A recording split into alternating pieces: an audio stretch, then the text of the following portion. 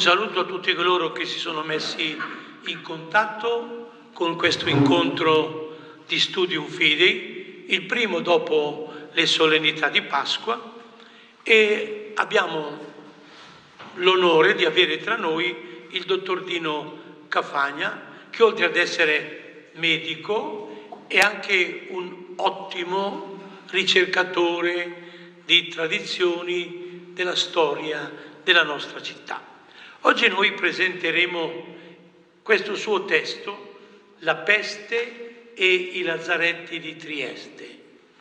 È una ricerca interessante, si legge in modo spassoso ed è una panoramica dal 1600 in poi di una realtà nella quale poi si è inserito anche il morbo della peste. Basterebbe leggere il Manzoni, ecco, per rendersi conto di quello che ha prodotto in quei secoli la peste, in quanto il dottor Cafagna lo dice chiaramente, anche la scienza non era riuscita a trovare un antidoto, quindi anche nel suo libro si trova, si annaspa tra una realtà pseudoscientifica, una realtà pseudomistica, pseudoreligiosa e soprattutto con degli antidoti che erano peggiori del male stesso, dice il dottor Cafagna.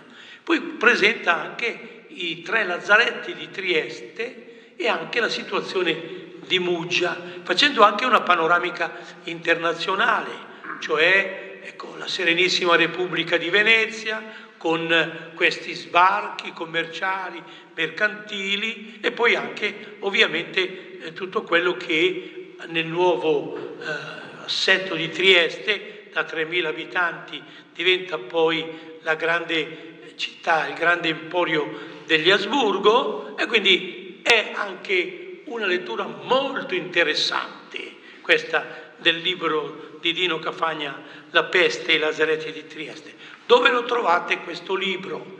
Beh, credo presso l'autore, ma soprattutto presso la libreria dell'editore Lullio, che a Trieste si trova nella galleria Rossoni, ecco, quindi Corso Italia, la galleria Rossoni, ed è molto interessante. Quindi io ringrazio il dottor Dino Cafagna che ha accettato di presentare allo Studium Fidei questo suo libro. Sarà ospite anche tra qualche settimana anche per un altro suo libro molto interessante, sempre riguardando a Trieste, I Templari a Trieste. E sono libri, lui dice, non scientifici. Non è vero, non scientifici dal punto di vista del fatto che non c'è a pie pagina la nota A, la nota B, la nota C, ma sono prettamente libri che si basano sulla storicità, quindi una dimensione concreta per conoscere le tradizioni e anche la vita della nostra città.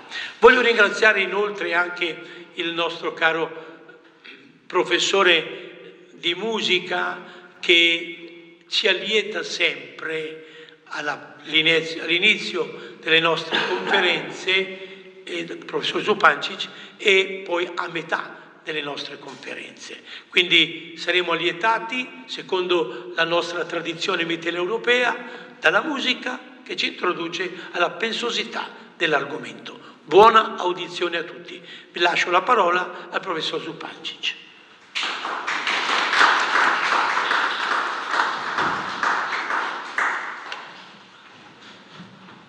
Buonasera, vi suonerò 2 movimenti della partita in Si minore di Johann Sebastian Bach, precisamente per violino solo, precisamente la sarabanda, e ora subito e poi nell'intervallo il suo double.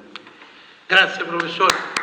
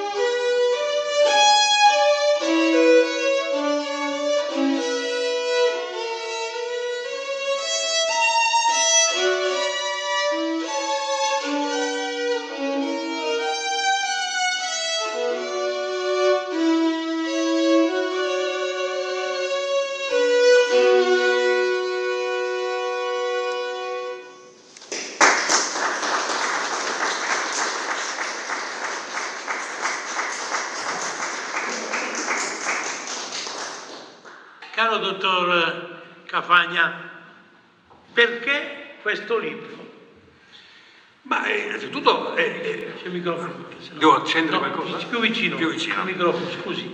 Ma tutto sommato questo libro viene da due attività, ecco, essenzialmente, quella di medico interessato al problema delle epidemie, della peste, e quello di storico, nel senso che io da anni sto approfondendo le varie tematiche storiche della città, scrivendo poi tra l'altro anche ogni tanto dei libri. Quindi è un argomento che nessuno aveva trattato sufficientemente bene. Abbiamo dei lazzaretti di cui sappiamo la localizzazione, e alcuni di questi, come quello di Muggia per esempio, che è perfetto, nel senso che è rimasto come era stato costruito, con le sue sezioni per i contumacianti, per le disinfezioni, eccetera, eccetera. Quindi mi è sentito il desiderio di approfondire questo argomento, che sono da una parte la peste, che è qualcosa di straordinariamente spaventoso, e dall'altra i lazzaretti come una toponomastica diciamo così, locale, triestina, insomma, ecco, che hanno influenzato per esempio appunto il toponomastico come via del Lazzaretto Vecchio, del Lazzaretto Nuovo, eccetera, eccetera.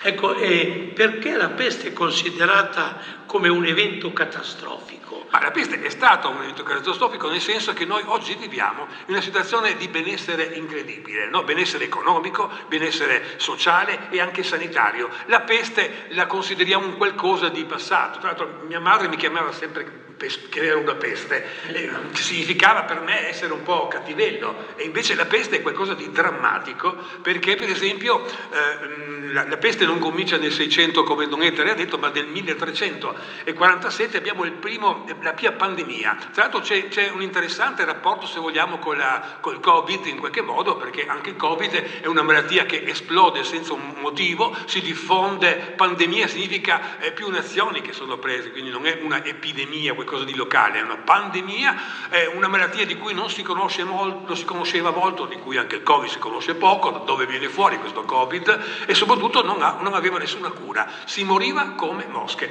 Faccio solo un esempio: nell'epidemia più grossa, quella del 1347, chiamata la peste bubonica, la peste nera, eccetera, casomai questi termini poi li spiegheremo, in tutta Europa, un'Europa che era tra l'altro da una parte immune da questa malattia perché era molti secoli che la peste non si presentava, quindi un'attività immunitaria molto ridotta, ecco. E poi in Europa c'erano le guerre, le carestie, la fame, un po' una popolazione anche indebolita. Comunque l'arrivo della peste, e se volete poi ne parliamo come arriva, trova un'Europa sguarnita in qualche modo e si diffonde.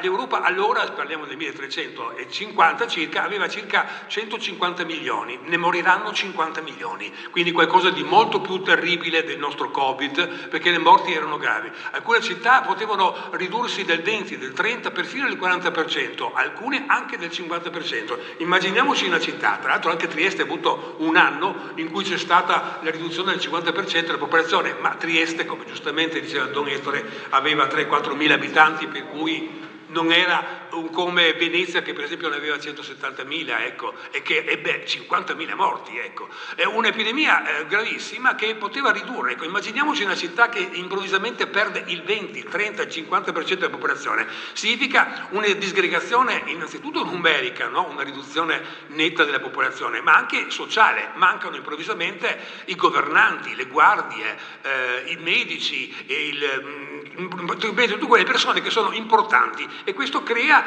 accanto a un problema economico, un dissesto economico. L'abbiamo visto col Covid, come tutto si blocca, come la gente diventa in qualche modo più povera. C'è anche un circolo vizioso, se vogliamo, no? La peste crea un deficit economico, la gente mangia di meno, si indebolisce, e a sua volta il batterio diventa più aggressivo, più virulento in qualche modo, trovando la popolazione ancora più stremata. Quindi manca, dal punto di vista sociale, queste figure vengono a mancare, e crea un caos, nel senso che se non ci sono le guardie, ovviamente i ladri spadroneggiano, quindi è una situazione drammatica sotto tanti punti di vista. Per questo, ecco, penso appunto che la peste possa essere considerata un evento catastrofico, drammatico. Immaginatevi voi che si moriva rapidamente, tra l'altro, come una famiglia veniva colpita dalla peste, morivano il bambino, moriva il ragazzo, l'adulto e il vecchio, morivano intere famiglie. A Venezia, per esempio, abbiamo citato quell'epidemia importante, morirono 50 famiglie, ma non qualsiasi, di imprenditori, ecco, quindi potete immaginare tutta una famiglia di imprenditori che scompare all'improvviso, lasciando un vuoto economico, di chi saranno quelle case, quei terreni, eccetera. È spaventoso, ecco, qualcosa che noi non siamo abituati, ma possiamo capire il terrore, ecco, la parola peste, che tra l'altro è una parola indoeuropea, che peste significa un flatus velenoso, in qualche modo una malattia appunto che si trasmette in modo rapido e velenoso, il dramma, la paura di questa gente che vede morire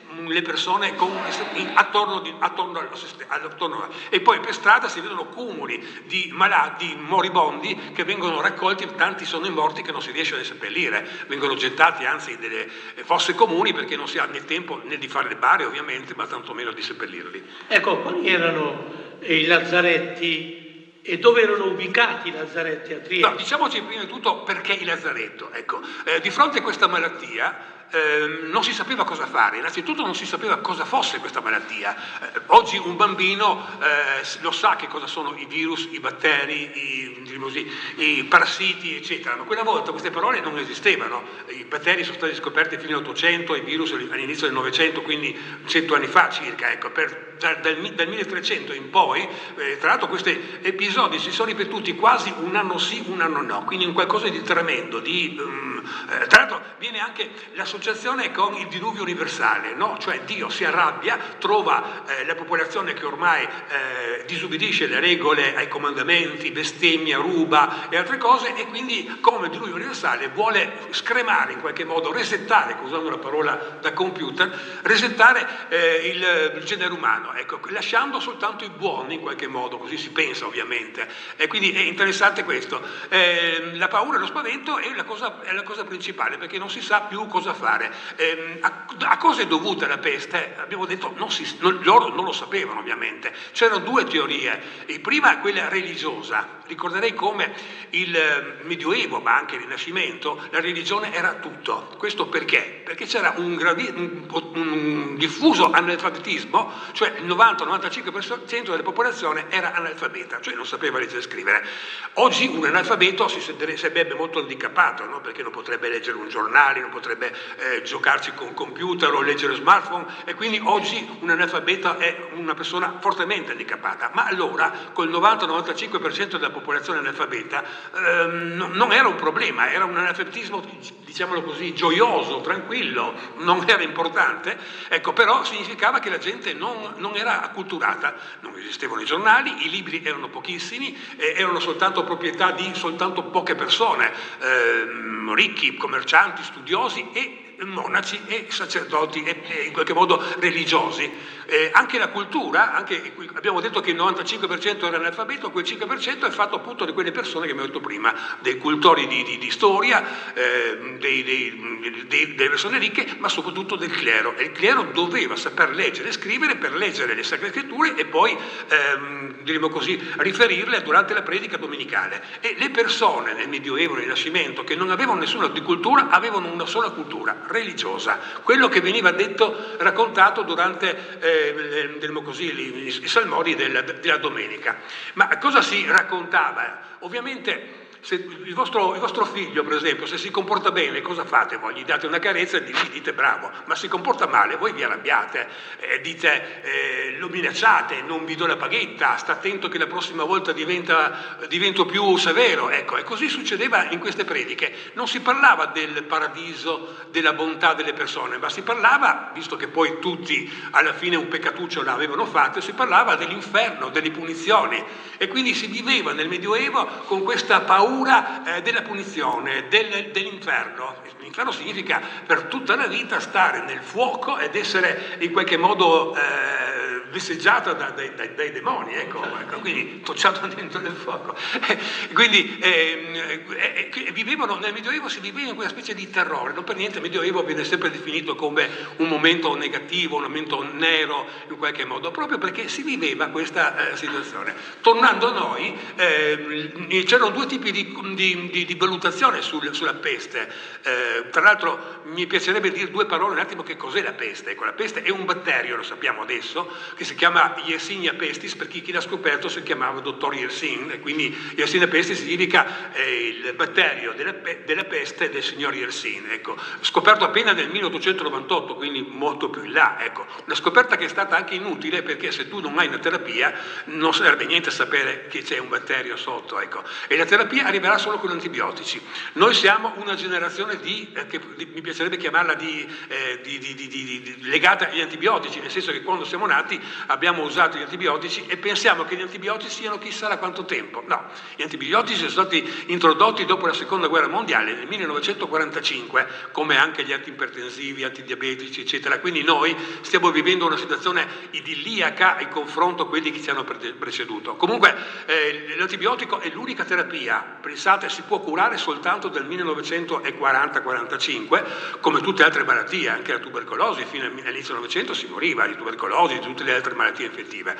Gli antibiotici hanno permesso di guarire, ma fino a quel momento non c'era nessuna cura. Tornando a noi, sì, volevo dire che questo batterio ha una particolarità, non vive nell'ambiente esterno come molti di batteri, ma vive soltanto all'interno di una pulce, la pulce della peste, nel senso che la pulce ha un diverticolo, che significa una estroflessione dell'esofago, un piccolo pertugio dove il batterio in numero molto limitato vive, si nutre del sangue che la pulce porta, che la pulce succhia, ecco, cioè una sostanza nutritiva molto appunto nutritiva, calda, e resta lì tranquillo, ecco. Ma la pulce, quando deve succhiare, si trova un grumo di sangue che gli blocca di succhio. Quindi la prima cosa che fa la pulce della peste, quando punge una vena, è quella di sputare fuori questa sorta di grumo che diventa una sorta di iniezione, chiamiamola mortale, ecco, perché il batterio è entrato in circolo, improvvisamente trova una grande quantità di sangue, di caldo, di sostanze nutritive, e si moltiplica velocemente, si moltiplica in modo spaventoso. Nel giro di 24 ore diventano milioni, e quindi si diffonde così. La pulce, tra l'altro, come altra caratteristica, è che piace pungere, soprattutto non punge tutti, ecco. L'uomo, per esempio, non è l'ospite ideale per la pulce, preferisce quegli animali che hanno il pelo corto. Per esempio gli orsi hanno il pelo lungo, la pulce non si trova bene, non riesce a muoversi, ma quegli animali a pelo corto, che sono i topi, i ratti, il cane della prateria, questi piccoli roditori a pelo corto, sono l'ideale, perché possono vivere e succhiare tranquillamente. Apro un'altra parentesi: la peste non è finita, la peste è ancora presente, però in zone molto limitate come la Mongolia, come la Cina, dove questa pulce vive tranquillamente in un modo quasi equilibrato con appunto i topi, i ratti presenti in zona, ecco. Ne muoiono alcuni, la pulce è tranquilla, ma quando succede un evento drammatico come un periodo di particolare siccità, muoiono molti topi e le pulci hanno fame. A quel punto, molto affamate, diventano aggressive, possono cioè colpire anche un qualsiasi altro animale e anche l'uomo. Ricordo come l'uomo è un essere glabo, cioè non ha peli e non è quindi l'ospite ideale, ma quando c'è fame, colpisce anche l'uomo, che quindi gli viene trasmesso questo bacillo. Quindi questo è il meccanismo che i nostri predecessori non sapevano, e giustificavano viceversa la presenza di questa diffusione della peste essenzialmente per due motivi, ecco: religioso, è Dio che mi punisce perché ho commesso un peccato. Ricorderei come tutti noi, piccoli o grandi, ma peccati li abbiamo fatti, un piccolo scheletro o un grande scheletro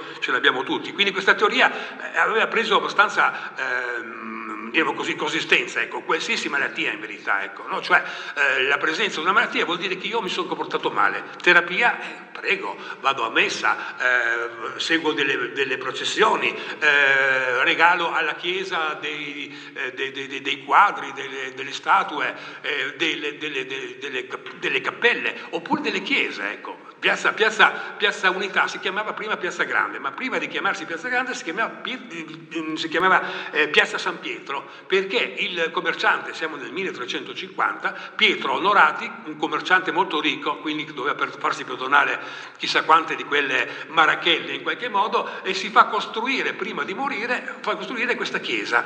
Qual è il significato? È quello di in qualche modo barattare in modo quasi immateriale. Vado davanti a San Pietro Pietro mi dice: come mai vuoi venire in paradiso? Ma io ho fatto una chiesa, io ho fatto qualcosa di importante, mi aspetta, ecco. Quindi questa religiosità per cercare di aggiustare le malattie, le disgrazie e così via, no? E quindi molto importante è l'aspetto religioso. L'altro aspetto viceversa è quello di considerarlo come un flatus morbigeno, come un vento negativo, un vento putrefattivo in qualche modo, ma qualcosa di molto vago, ecco. Nessuno sapeva che esistessero appunto i topi come causa di infezione e anche le pulci, ecco. Faccio presente che l'igiene nel Medioevo era molto scarsa, ma molto molto scarsa. Avere dei topi in casa era la normalità, e faccio anche presente come i topi sono dei roditori. Cosa significa? Che loro gli crescono i denti davanti, devono erodere lo stesso, qualsiasi motivo devono continuamente diremo così, rodere per ridurre questa massa. Quindi le case di allora nel Medioevo erano tutte di legno, e quindi potete immaginare queste case tutte bucherellate dove i topi passavano con notevole facilità, ovviamente portandosi dietro anche i bacilli della peste, e quindi in qualche modo si può capire questa scarsa igiene, perché pulci e topi già mi fa pensare che c'è una scarsa igiene, ma allora era la normalità. Oggi, grazie a Dio, tutto questo non sono, e vedremo più tardi i lazzaretti miravano anche questo, a una sorta di igiene, ecco. E quindi essenzialmente erano questi due gli elementi che potevano fare. C'è un dato interessante in qualche modo, ecco, perché quasi religioso in qualche modo, la peste provocava un disastro non solo economico ma anche sociale, e cioè la gente, quando uno veniva colpito dalla peste, la gente aveva paura della peste, ma aveva paura anche della persona, arrivando a delle situazioni che oggi sembrerebbero assurde. Un figlio che non cura, non va a aiutare i genitori che stanno per morire di peste, i genitori che non curano i propri figli per la paura che hanno di essere infettati. Quindi c'è un fuggi, queste persone vengono letteralmente abbandonate, si arriva perfino a murare la porta d'entrata di un palazzo per lasciare dentro il paziente affetto da peste, perché così si cerca di isolarlo. Faccio presente che la morte da peste è qualcosa di drammatico, cioè chi ha la peste in fase terminale è una setticemia. In fase terminale significa vomito, diarrea, sudorazione, astenia, voi avete avuto un'influenza, no? Stanchezza, debolezza, mancanza di forze, il pus che esce da questi bubboni, sangue, e quindi è una situazione disastrosa e nessuno si avvicina. Tu hai sete e nessuno si avvicina, hai una morte terribile, lasciato letteralmente, non hai forza di alzarti per cercare da bere, per dire, ecco. Vengono abbandonati, ecco. A questo qui mi piace sempre parlare, come ho scritto un po', raccontare il Manzoni, e lui racconta l'epidemia di peste del 1630, in cui parla di Don Rodrigo, no? Don Rodrigo lo conosciamo tutti, è il cattivo dei Promessi Sposi, quello prepotente, quello che con i suoi bravi spadroneggia, ecco, una persona negativa. Una sera va a cena con i suoi amici, racconta Manzoni, il giorno dopo si sveglia un po' strano, un po' debole, siamo in periodo dell'epidemia, ecco, e si tocca e scopre un bubbone, il zozzo lo chiama, ecco, un zozzo bubbone, una tumefazione tipica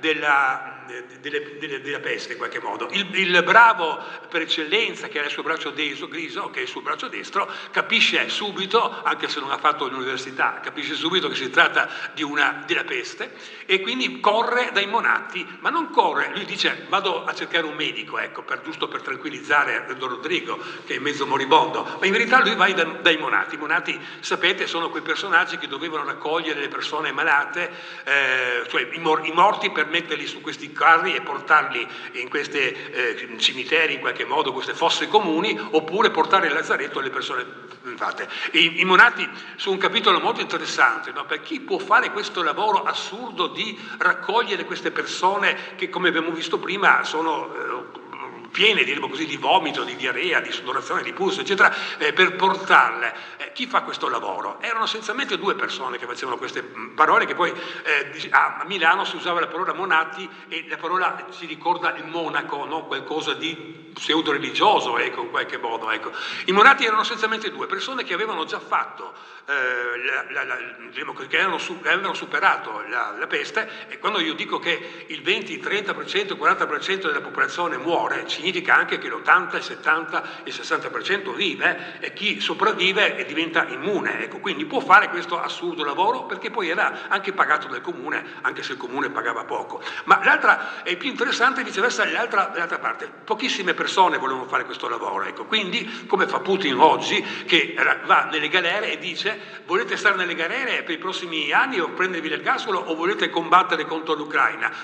Quella volta si diceva vuoi restare dentro in questa sozza prigione scura, umida, fredda, con dei pasti assurdi e magari morirai perché se hai l'ergastolo 30 anni non sopravvivi a quel tipo, oppure vuoi fare il monato che significa qualche soldino in più e la libertà, la possibilità di essere poi liberato, ecco. E i monati accettavano, ma accettavano per un altro motivo anche, la possibilità di rubare, sono tutti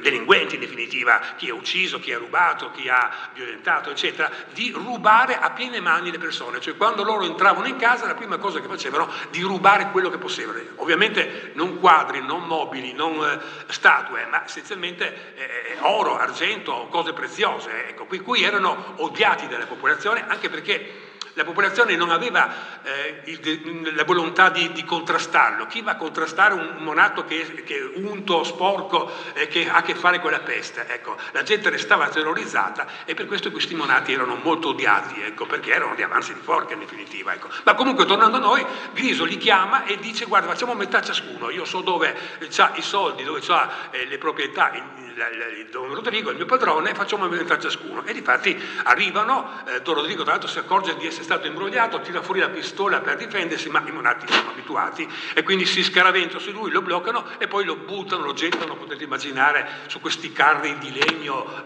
zoppicanti, sporchi, unti, con questi cadaveri messi là, oppure le persone vestite male, ecco. E Griso quindi contento ha acquistato la libertà, ha una bella sommetta e sta per andare via.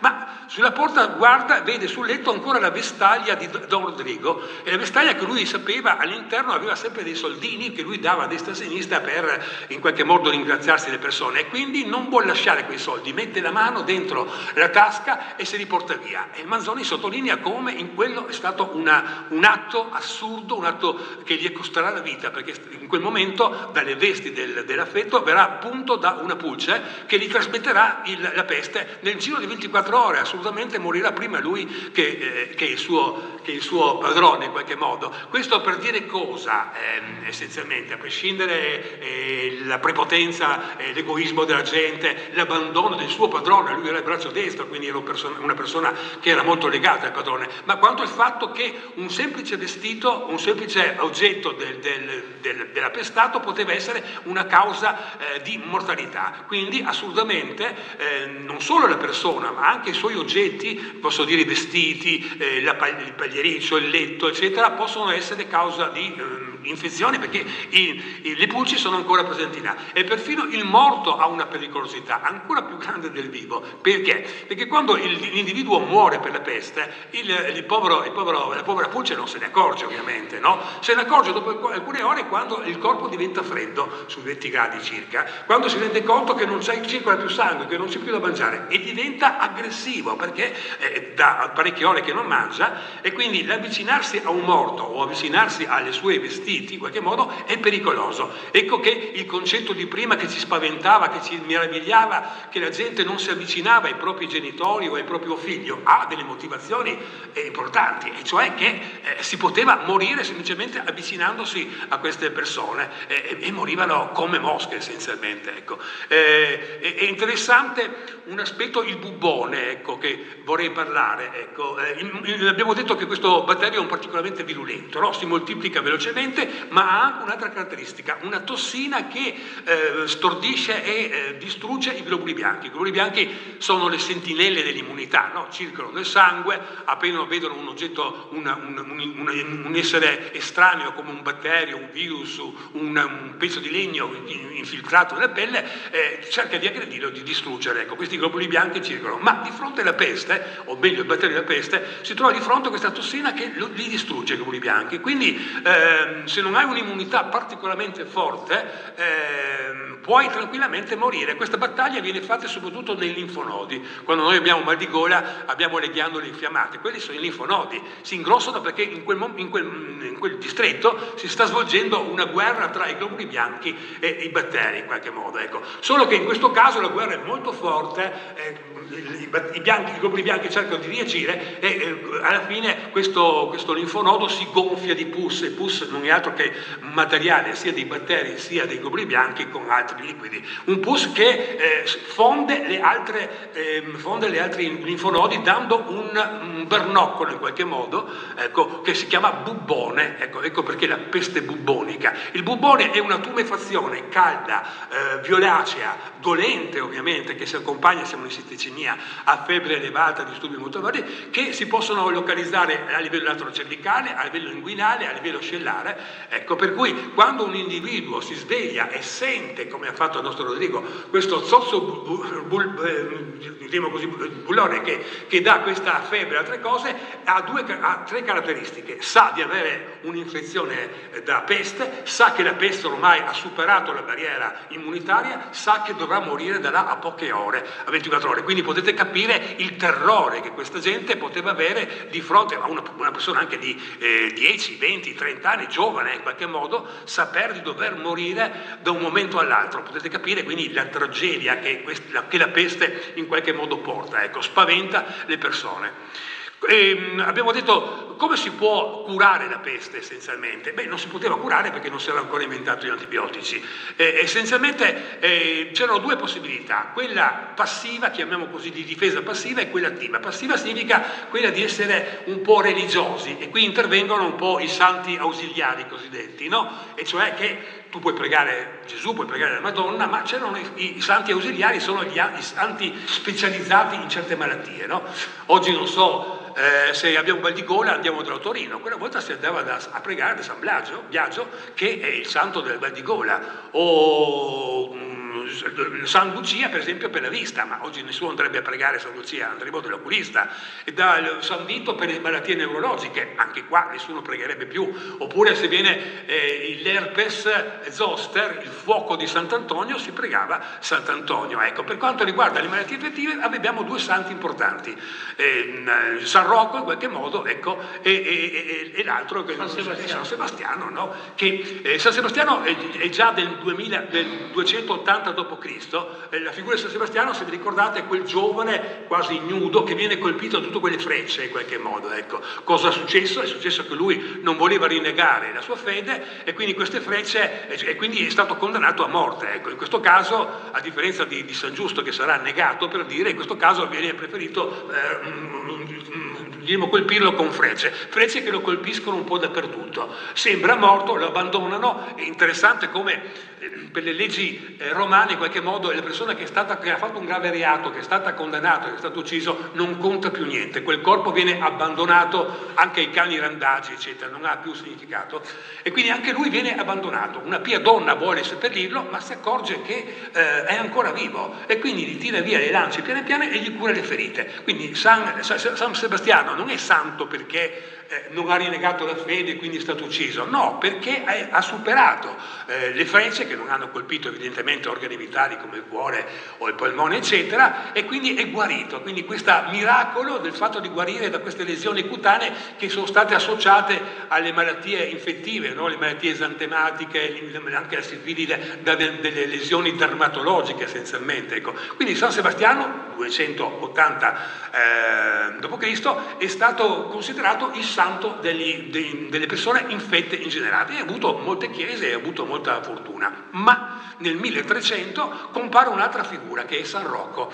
San Rocco è molto più forte, molto più interessante, perché San Rocco è un pellegrino che da Francia viene a Roma in pellegrinaggio, no? Viene descritto, i pellegrini avevano un vestito tutto l'oro, no? Cioè diremo così, il suo vestito, il bastone, la conchiglia, no? Che serviva come un coltellino svizzero per tutto, per bere, per mangiare, eccetera, dove andare anche l'elemosina, e il cappello, il vestito, il sacchetto della zucca con l'acqua per l'acqua, ma è estremamente povero. Comunque viene descritto con lui perché è un pellegrino. Lui si prende la peste, ecco, in questo caso, e fa una cosa strana, si prende e si isola in una grotta dove resta lì mangiando poco o niente, bevendo l'acqua dalle stalattiti in qualche modo, e resta per un mesetto, dopodiché guarisce e supera. Quindi è un salto della peste vero e proprio, ecco, un grande salto, un grosso salto, e quindi diventa in qualche modo un salto molto apprezzato. Tra l'altro lui curerà dopo anche le persone, dopo che ha avuto la peste, curerà le persone, quindi è il santo della peste per eccellenza, che avrà una grande fortuna. Ma è interessante come il popolo sicuramente ha preferito San Rocco, ma in definitiva ha preferito tenersi tutti e due santi, non si sa mai, no? Quindi abbiamo San Sebastiano e San Rocco. Come sapete in Cavana c'è la famosa chiesa di San Sebastiano e San Rocco. San Rocco, tra l'altro, come abbiamo visto, era anche una chiesa in Piazza Unità, sono i rudi di una chiesa anche in Varosandra, ad Aurisina e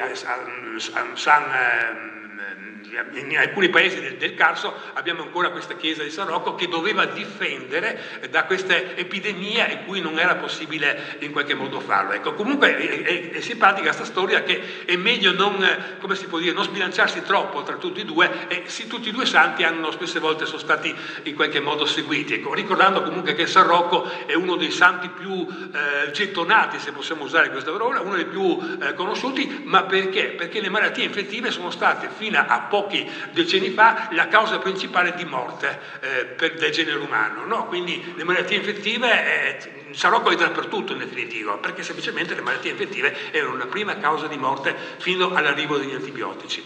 Comunque adesso diamo spazio alla musica. Molto interessante, dottore, molto interessante, molto.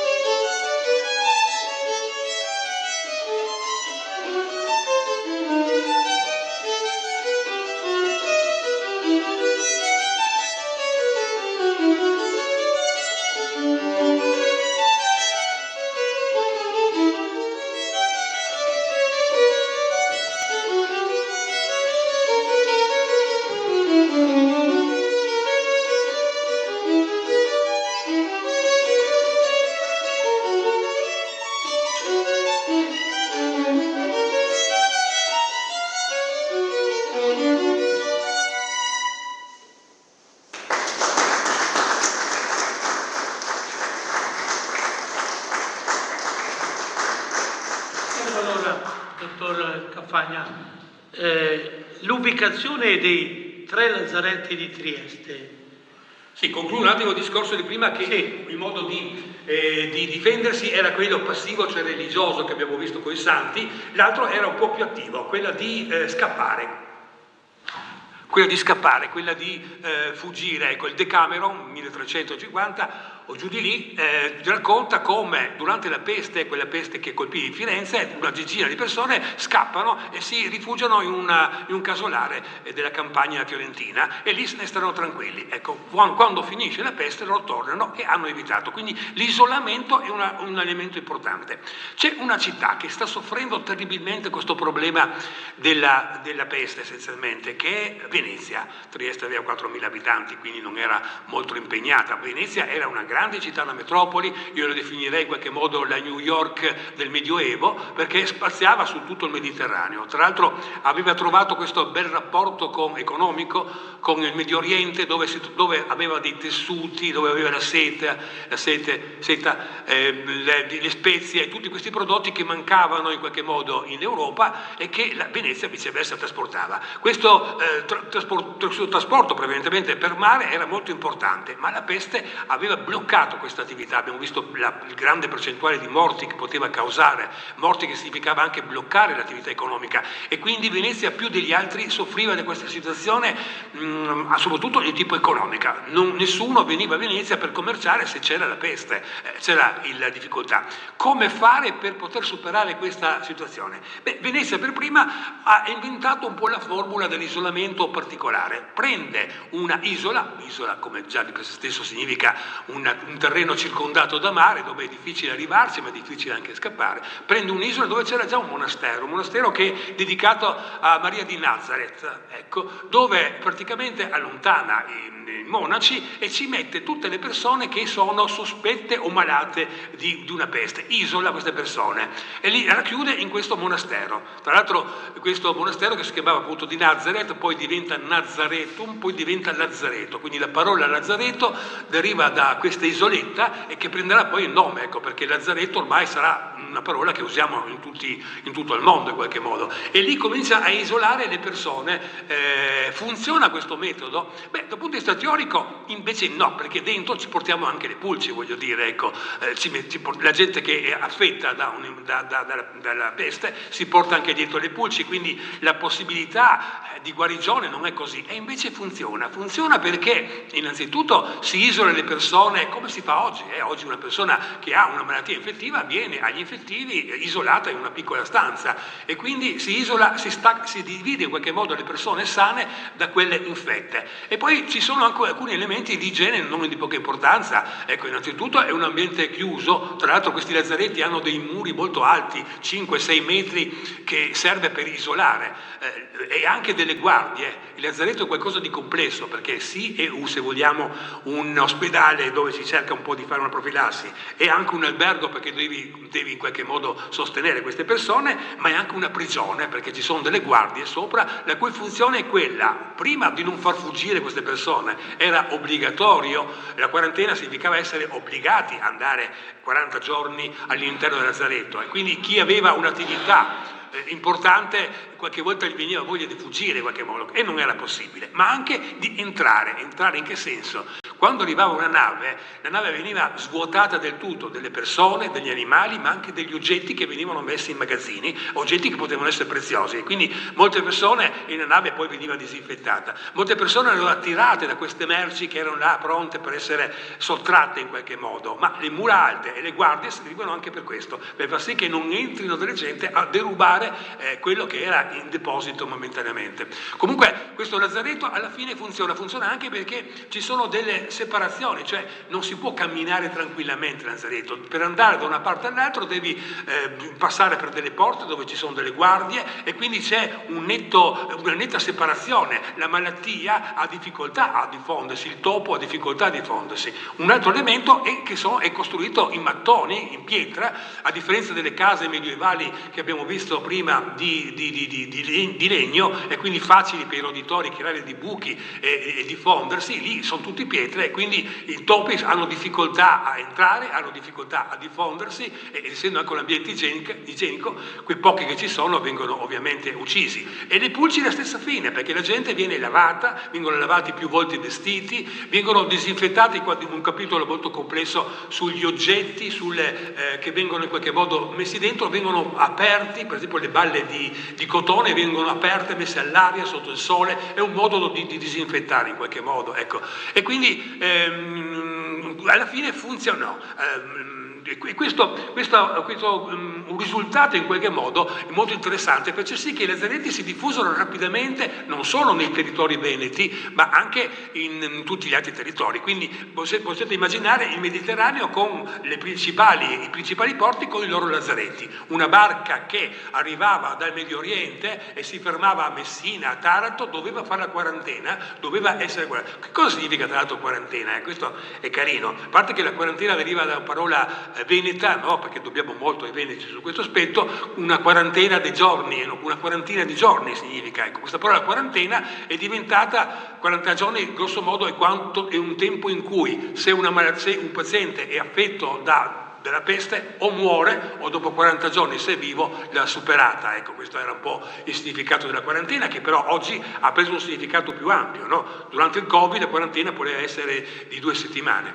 Ma quello che è interessante è l'aspetto, il significato, l'etimologia. Ma cosa vuol dire 40 giorni? Dove c'è scritto che 40 giorni uno deve stare sotto? Non c'è scritto da nessuna parte, anche se Galeno aveva detto che una malattia infettiva acuta dopo 40 giorni non è più acuta o è guarita o diventa cronica. Vabbè, a parte questo, ma si pensa che sia una scelta religiosa, sì, perché il diluvio universale è durato 40 giorni, 40 notti.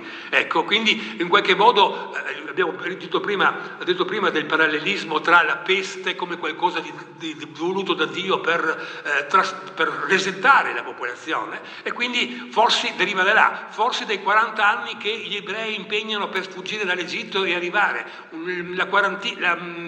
diciamo così. Ci sono alcuni esempi religiosi ma non scientifici in cui è stato preso questo concetto di quarantena, che però, ripeto, oggi significa essere obbligati a stare in un ambiente finché non passa la malattia, essenzialmente. Ecco, quindi questo è l'aspetto. I lazaretti quindi prendono forma e, come abbiamo detto prima, se uno arriva a Messina, a Taranto, ad Ancona, eccetera, deve fermarsi per 40 giorni. Dopo 40 giorni, se tutto va bene, gli si dà la patente netta cosiddetta, cioè la patente che può, in qualche modo, che nessuno è infetto, e quindi da quel momento in poi lui può circolare in qualsiasi parte del Mediterraneo senza problemi. E quindi è comprensibile come a Venezia non arriverà più nessun carico di peste, in qualche modo, ecco. Peste che tra l'altro è portata sia dal marinaio che alla peste, ma anche dai topi che se ne stanno tranquilli nelle navi, ricordiamoci anche questo. Vanno per le corde, vanno sulla barca, vanno nella cambusa, là si moltiplicano, quando raggiungono un porto poi scendono giù e così via, ecco. Quindi è importante questo aspetto qua, ecco.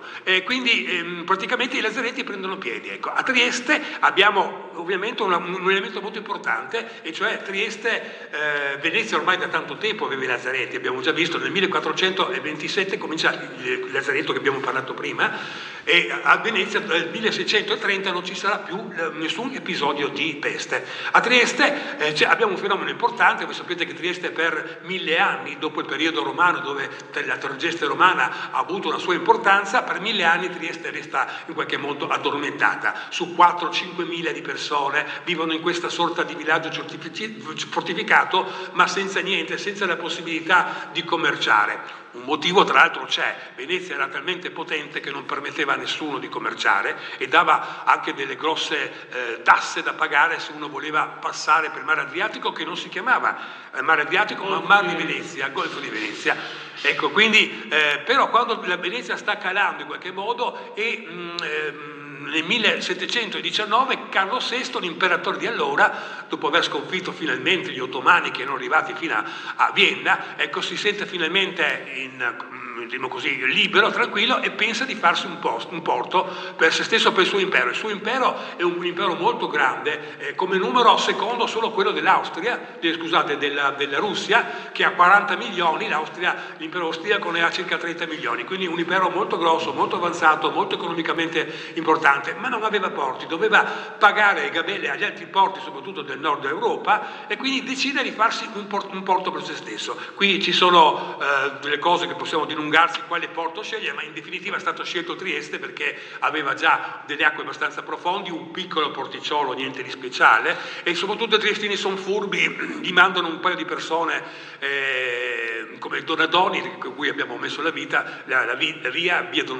Casimiro Donadoni, nel 1719 viene mandato questo grande oratore che comincia praticamente a fare teste Portofranco. Portofranco è interessante la parola franco. Franco significa libero da gabelle, da tasse, perché Carlo VI non ha tempo di aspettare 100 anni che il porto di Trieste si mette in moto e inventa questa formula, direi, economicamente attraente, che è il Portofranco, cioè un porto sì, ma che dove la gente arriva non deve pagare tasse. Questo oggi come oggi sarebbe l'ideale, esattamente. Quindi lui cerca in qualche modo di invogliare questa gente a venire. Però per avere un porto molto valido ci vuole anche un lazzaretto, perché nessuno va in un posto dove non c'è una copertura sanitaria. Ed ecco che nel 1720 comincia a fare il primo lazzaretto. Il primo lazzaretto lo troviamo a Sant'Andrea. Paradossalmente a Sant'Andrea i lazzaretti sono ambienti, diremo così, infettivi e quindi devono essere costruiti lontano dalla città. Sant'Andrea allora era molto lontano dalla città, tanto è vero che si è dovuto creare una strada che oggi chiamiamo via del Lazzaretto Vecchio per unire Trieste, almeno per quanto riguarda i viveri eccetera, unire al Lazzaretto, che si trova grosso modo dove oggi abbiamo il mercato ortofrutticolo essenzialmente, no? Oppure per chi di voi sa dove era fino a poco tempo fa il Museo del Mare, quella casa che viene chiamata Casa del Priore, ecco, era la casa del direttore. È interessante questo, perché chiamato Priore? Ecco, perché il lazzaretto rappresenta un punto di svolta per la sanità generale. Fino a quel momento erano la religione, i monaci, i sacerdoti che curavano quando potevano nei propri ospedali. Ricorderete tra l'altro che la parola ospedale per noi oggi ha un significato ben chiaro, e cioè cura e diagnosi. Nel Medioevo non esisteva né una diagnosi né una cura e quindi la parola ospedale deriva da ospizio, da ospite, cioè venivano ricoverate le persone bisognose,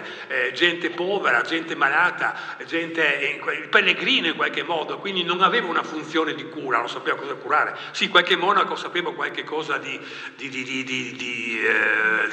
erboristeria in qualche modo, ecco, ma ben poca cosa.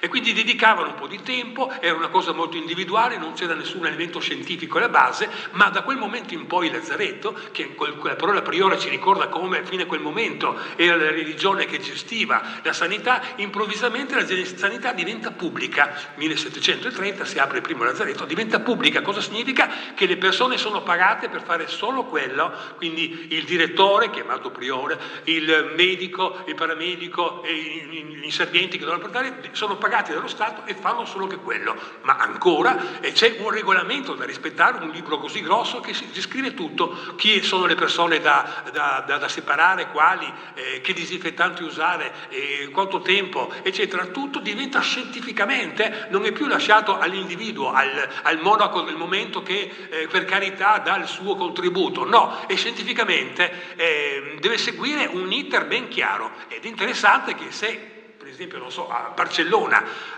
scoprono un nuovo disinfettante, la cosa si diffonde ed ecco che c'è un aggiornamento di questo regolamento con i nuovi disinfettanti, con le nuove regole e quindi la sanità diventa finalmente forte, solida, non più lasciata all'individuo ma codificata dal regolamento. Comunque, tornando a noi, abbiamo questo lazzaretto di Sant'Andrea che è rimasto soltanto poche strutture, appunto la casa del priore, ex Museo del Mare, e poi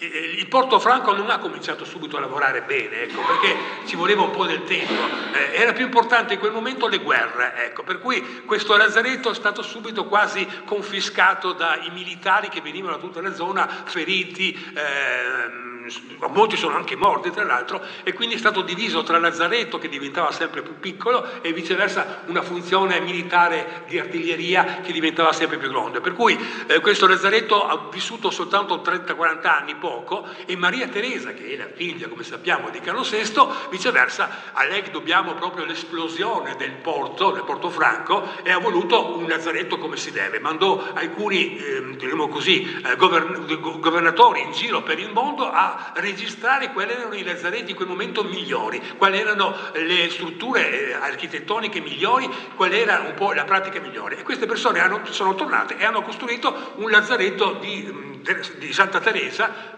ovviamente lei si chiamava Teresa, ma si è dato il nome di Santa Teresa, che era grosso modo dove c'è il largo Riborgo, no? Era una eccellente lazzaretto, grande 500 metri, con spazi enormi, aveva il cosiddetto spazio sporco dove venivano fermate le navi, che poteva contenere 60 navigli. Ecco, in qualche modo è qualcosa di estremamente moderno, che veniva perfino citato nei grandi libri di allora come uno dei più moderni. Ovviamente dopo 100 anni anche questo è andato perso, ecco, per cui, soprattutto perché c'è stato nel 1857 una grande novità, la ferrovia. La ferrovia, chi non aveva la ferrovia avrebbe annaspato dal punto di vista economico. Con la ferrovia si poteva raggiungere rapidamente, prima, per chi può essere interessato, diciamo così, le merci dovevano essere portate da buoi o da cavalli per via commerciale, per dirlo, ecco. Quindi potete immaginare la fatica per salire, per portare ben poca roba, viceversa col treno puoi portare quanto materiale vuole e più velocemente, perché si stava meno di una giornata per arrivare a Vienna, eccetera. Quindi purtroppo la ferrovia diventa importante, la zona ideale è proprio quella, viene distrutto il lazzaretto del Materese, ma viene costruito un altro che è quello di Muggia, no? Se voi avete in mente, Muggia, che è interessante. Però, oltre al Ponte Sottile, no? Nel frattempo però,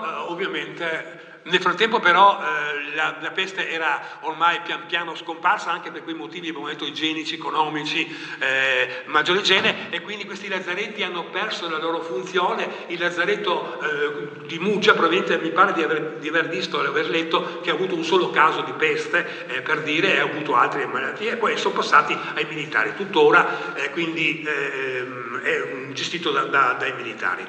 In soldoni, in definitiva, è soltanto per sottolineare come con questo libro si può toccare per mano la delicatezza, la debolezza dell'uomo, che come col Covid improvvisamente si può trovare una pandemia che gli può provocare grosse cose, come l'individuo sia estremamente debole, fragile di fronte a queste malattie. Ricorderei anche l'AIDS, ricorderei la mucca pazza. Siamo soggetti ancora oggi a queste malattie improvvise e drammatiche. Ecco, ringraziamo di cuore il dottor Cafagna per quello che ci ha detto e come ce lo ha detto. Io nuovamente, ecco, esorto a andare in Galleria Rossotti, prendete questo libro che è uno spaccato della storia di Trieste, di Muggia, dei costumi della nostra gente, dell'apertura di questo piccolo villaggio di 3.000 abitanti attorno alle mura. Quindi demolite le mura, aperta dunque la vecchia Trieste alla nuova Trieste, il borgo teresiano, e quindi tutto questo lavoro, ecco, diciamo commerciale, mercantile, ma anche spirituale, che grazie proprio all'intuizione degli Asburgo noi siamo quello che siamo. Quindi è interessante conoscere dove siamo, come siamo giunti a quello che abbiamo dal punto di vista culturale, religioso, ma anche urbanistico, e anche conoscere come, ecco, attraverso le varie realtà anche di fatica, come può essere una pestilenza, ecco, la nostra città si è organizzata a superare anche queste realtà. La prossima settimana ci sarà un'iniziativa anche interessante, ecco, conoscere la cosiddetto ospedale di comunità che l'ITIS ha messo in atto. Quindi siamo in questo mese, come qualcuno mi ha suggerito, la conoscenza un po' della nostra città, nel passato e anche nel presente. Quindi grazie tanto, caro Dino, e grazie a voi che avete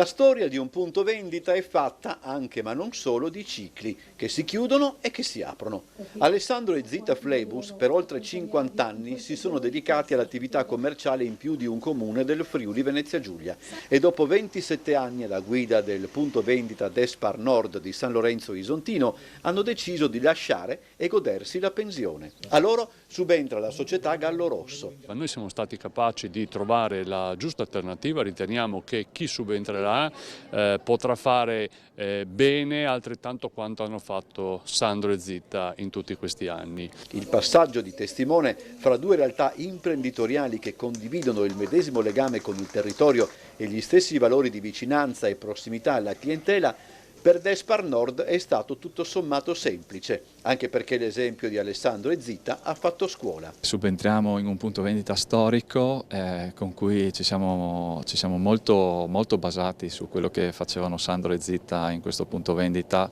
portando quello che facevano nei nostri punti vendita. Quindi oggi siamo qua con idee nuove e cercheremo di rilanciare il punto vendita come si merita. Questo è il quinto punto vendita, sono nati da poco nel mestiere dell'alimentare, lo fanno da pochi anni, però devo dirvi che lo fanno con una grande professionalità ed un risultato molto buono. Quindi noi siamo convinti che questo cambio di gestione non avrà ripercussioni negative, anzi avrà delle ripercussioni positive perché comunque porteranno qualcosa di nuovo. Gallo Rosso in ogni caso raccoglierà sì l'eredità di chi lo ha preceduto, ma guarderà anche avanti, già che con la collaborazione dei clienti un punto vendita come quello di San Lorenzo Isontino, riferimento per la comunità locale, riesce a guardare al futuro e perché no a programmarlo.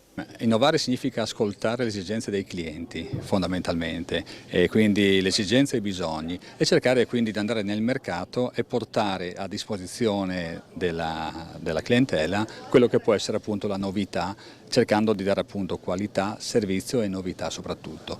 Nel negozio continueranno a trovare posto i reparti di gastronomia caratterizzato da una cucina in grado di eseguire anche preparazioni espresse, di macelleria con apposito maturatore per la frollatura delle carni, panetteria e pasticceria con pane fresco e prodotti dolciari preparati da un fornitore locale, un'ampia zona con i banchi self-service per prodotti take-away, oltre a un fornitissimo reparto dedicato ai vini, la cantina del Gallo, dove i clienti possono contare su un'elevata scelta di referenze con moltissime etichette provenienti dalle cantine dei produttori friulani. Particolare attenzione è poi dedicata ai prodotti del territorio e provenienti da filiere corte che valorizzano l'eccellenza e le peculiarità delle produzioni della regione.